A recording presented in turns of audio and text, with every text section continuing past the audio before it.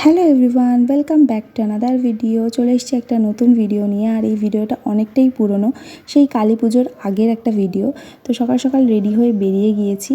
আর কোথায় যাচ্ছি, গিয়েছিলাম মায়ের জন্মদিনে সারপ্রাইজ দিতে। জন্মদিনের দিন যেতে পারিনি, তো সেই জন্য ভেবেছি যে জন্মদিনের পরেই মাকে একটা সারপ্রাইজ দেবো। তাই মাকে না জানিয়েই চলে গিয়েছিলাম বাপের বাড়িতে। এখন আমরা অপেক্ষা করছি ট্রেনের। এদিকে ট্রেনও চলে এসেছে, আর ট্রেনটা একেবারেই ফাঁকা, যেহেতু অনেক সকালে বেরিয়েছিলাম। তো এখন আমরা ট্রেনে করে সোজা চলে যাব বাড়ি। তো নেমে গেছি ট্রেন থেকে। এখন একটু মিষ্টি নেব, আর কেক আগে থেকেই কিনে রেখেছিলাম, কারণ জানতাম সকালবেলা কোনো দোকানই খোলা পাবো না। আমরা প্রায় 9:30 নাগাদ পৌঁছে গিয়েছিলাম। শুধু মিষ্টি নেব এখান থেকে, মিষ্টি নিয়েই তারপরে বাড়িতে যাব। বাড়িতে গিয়ে দেবো মাকে সারপ্রাইজ। তো মা সারপ্রাইজ পেয়ে কেমন খুশি হয়েছে সেটাও তোমাদের সাথে শেয়ার করব। তো এই দেখো, মাকে সারপ্রাইজ অলরেডি দিয়ে দিয়েছি, আর তখন আর ভিডিও করতে পারিনি। মায়ের মুখটা দেখে বুঝতেই পারছো মা কতটা খুশি হয়েছে। একেই মায়ের জন্মদিন উপলক্ষে সারপ্রাইজ, আর তারপরে মাকে না জানিয়ে চলে গিয়েছিলাম।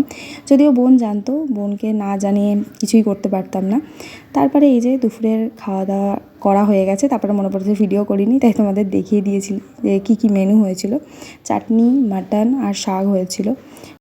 খাওয়া দাওয়া করে একটু রেস্ট নিয়ে সোজা চলে আসি বিকালবেলার কেক কাটিং পর্বে। তো মাকে বললাম একটা সুন্দর দেখে শাড়ি পরে আসো, তারপরে কেক কাটিং করব। আর এই যে এই কেকটা আমি আগেই তো বললাম যে কিনেই রেখে দিয়েছিলাম আগের দিনেই। তো এই কেকটা নিয়ে এসেছিলাম।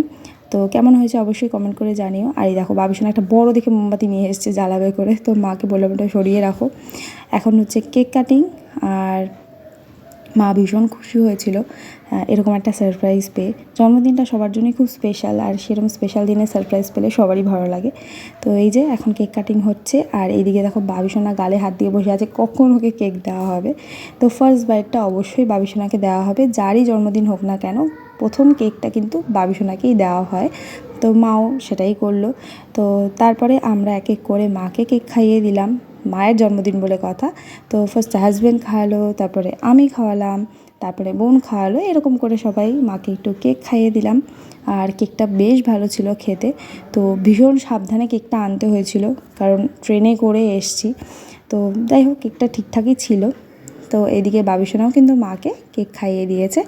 তো তারপরে আর কি, তারপরে আমরা একটু কিছুক্ষণ আনন্দ করলাম, সেটা আর ভিডিও করা হয়নি। মামা বাড়িও গেছিলাম। তারপরে রাতের ডিনারে ফ্রাইড রাইস অর্ডার করেছিলাম, আর মায়ের হাতের মাটন। কেমন লাগলো ভিডিওটা অবশ্যই কমেন্ট করে জানিও। টাটা।